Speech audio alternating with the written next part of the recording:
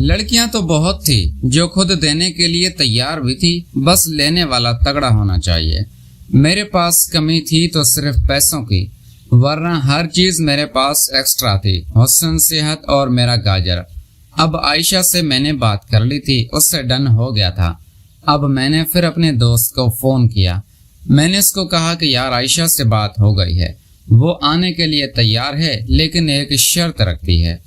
उसने कहा वो क्या? मैंने कहा उसको झूठ बोला। मैंने कहा यार वो पैसे बहुत मांग रही है। उसने कहा मुझे 50,000 रुपए भेजो, मुझे किराया भी भरना है और मुझे किसी के देने भी हैं, और कराची में भी बोल रही है कि मैं अच्छे पैसे लूंगी तो तुम दोनों को खुश करती रहोगे। शायद मेरे दोस्त के पास बहुत पैसे थे, वो फौरन मान गया। उसने कहा ठीक है, डन है, मैं आज ही तुम्हें 50,000 रुपए देता हूँ, तुम उसको सेंड कर दो। और हाँ, उसके लिए घर भी तो ढूंढना है और कुछ फर्नीचर वगैरह भी लेना है। अब खाली घर अच्छा तो नहीं लगता। मैंने कहा हाँ यार ये भी ठीक है। फिर मैंने पूछा यार घर कहाँ ढूंढें? उसने कहा यार तू बता, कोई फ्लैट देखते हैं अच्छा सा। मैंने कहा अच्छा ठीक है। फिर उसने कहा यार तू अभी आजा बाइक निकाल के, और फिर हम चलते हैं किसी स्टेट वाले के पास, कोई अच्छा सा फ्लैट ढूंढते हैं, और उसके बाद हम कल चलेंगे फर्नीचर वगैरह डलवाने के लिए, तो हम फ्लैट रेडी कर देंगे।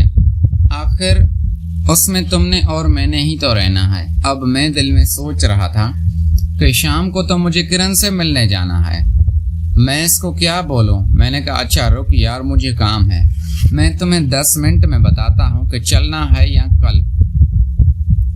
उसने कहा जल्दी बता। फिर मैं काफी देर सोचने के बाद इस नतीजे पे पहुंचा कि यार आज मैं किरण से मिलता हूँ, क्योंकि पहली मुलाकात थी हमारी। अगर आज मैं उससे नहीं मिला तो वो मुझे भी झूठा इंसान समझेगी। फिर मैंने फैसला कर लिया कि आज मैं किरण से ही मिलूंगा। फिर मैंने अपने दोस्त को फोन किया। मैंने कहा यार आज तो मुश्किल है, कल हम चलते हैं। उसने कहा अच्छा ठीक है, कल 12 बजे आ जाना। मैंने कहा यार 12 बजे तो गर्मी होती है। उसने कहा यार कोई बात नहीं, मैं गाड़ी निकाल लूंगा, गाड़ी में चलेंगे। मैंने कहा अच्छा ठीक है, फिर डन। और फिर शाम के तकरीबन 5:30 भी बज गए। फिर मैंने किरण को फोन किया, उसने मेरा फोन काट दिया। मैंने एक दफा और किया, उसने फिर मेरा फोन काट दिया। अब मैं परेशान था कि पता नहीं वो आती भी है या नहीं।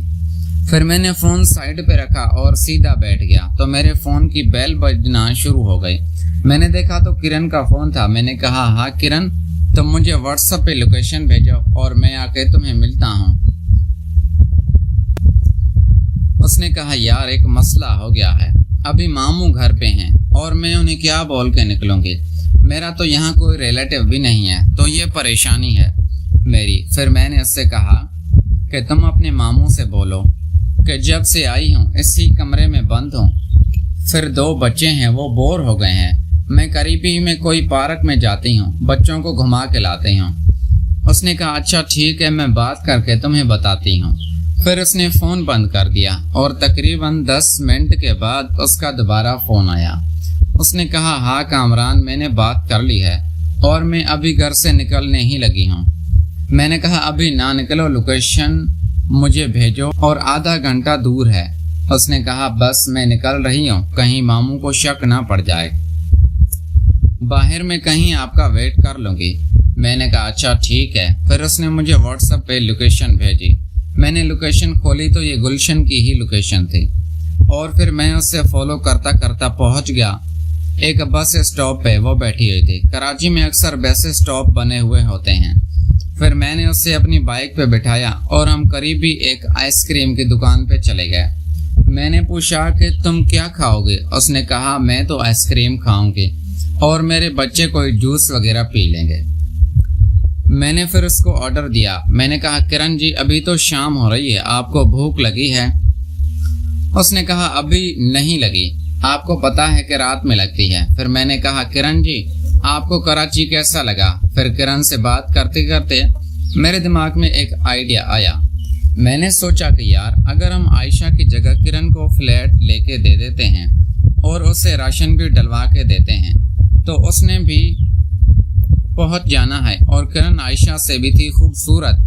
फिर मेरे जहन में यही सोच चलती रही, क्योंकि हम आयशा और किरण को एक साथ रहने के लिए राजी कर लें, और मेरा दोस्त है भी अमीर, वो इन दोनों को अफोर्ड कर सकता है, और कल को मेरी भी नौकरी लग जानी थी, हमें परेशानी नहीं होनी थी। लेकिन अब मैं डर रहा था कि उसको मैं क्या बोलूं। फिर मैंने सोचा अगर उसको कराची में नौकरी नहीं मिली तो मैं इसकी मजबूरी से फ़ायदा उठा लूँगा और फिर उसके सामने ये ऑफ़र रखूँगा। अगर मैंने अभी ये ऑफ़र रखी तो उसने मुझे दूसरे मर्दों की तरह समझना है।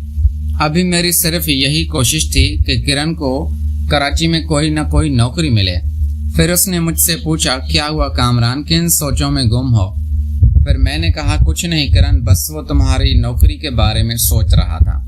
यार वो नौकरी अच्छी नहीं है यार, अगर यही काम ही करना था तो इससे अच्छा तो लाहौर में था, वहाँ तुम्हें इतने पैसे भी मिल रहे थे। नहीं, बिल्कुल भी ऐसी नौकरी नहीं करनी। अगर कोई इज्जत वाली नौकरी मिल जाए तो ठीक है, वरना मैं कुछ कर लूँगा, तुम परेशान मत हो।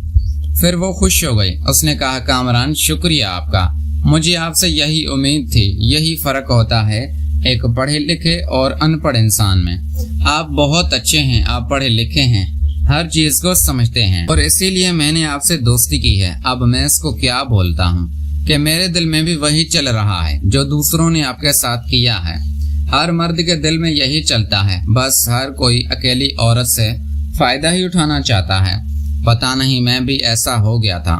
खैर, फिर मैंने उससे कहा, किरण तुम्हें कुछ खाना लेके देता हूँ, तुम वो घर पे लेके चली जाओ। उसने कहा, अच्छा ठीक है। फिर हम करीबी में एक बिरयानी वाली दुकान पे गए।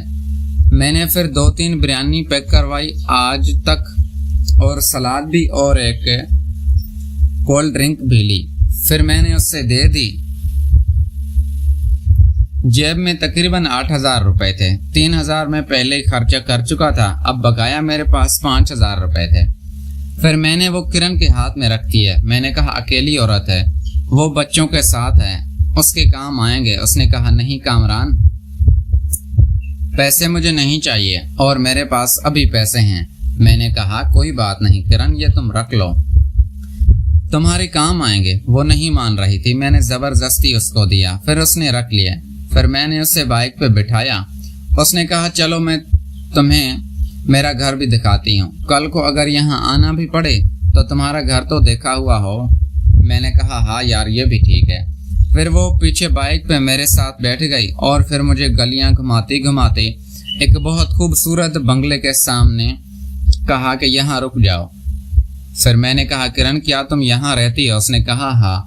मैंने कहा, यार ये तो बहुत खूबसूरत घर है।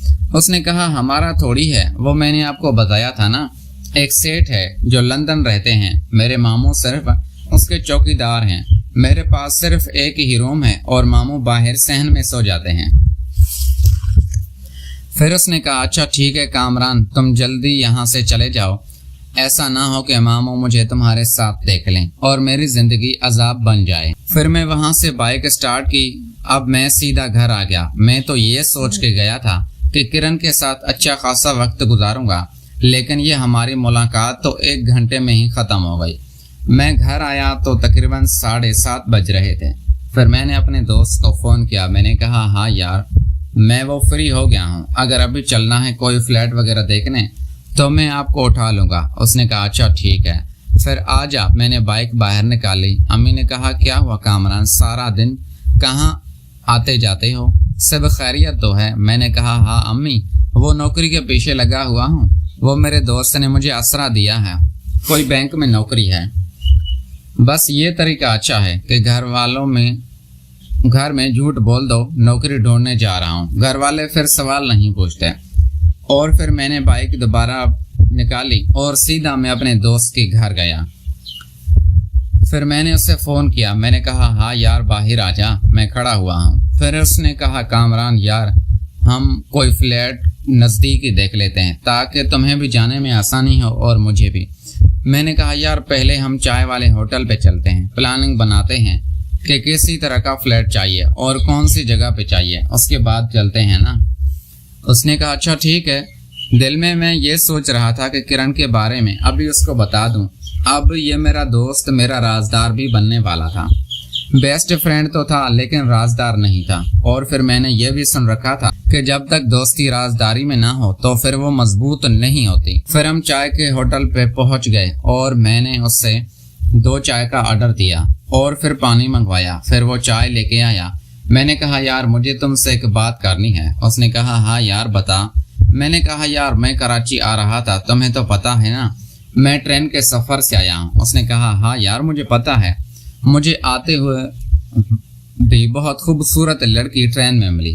اس نے کہا اچھا، پھر شاید وہ بھی اسی چیز کا شوقین تھا جس کا میں تھا۔ اس نے کہا اچھا پھر؟ میں نے کہا یار اس کے ساتھ 2 بچے تھے، وہ طلاق یافتہ تھی، لیکن شکل سے کہیں بھی نہیں لگ رہی تھی کہ وہ طلاق یافتہ ہے یا وہ شادی شدہ بھی ہے۔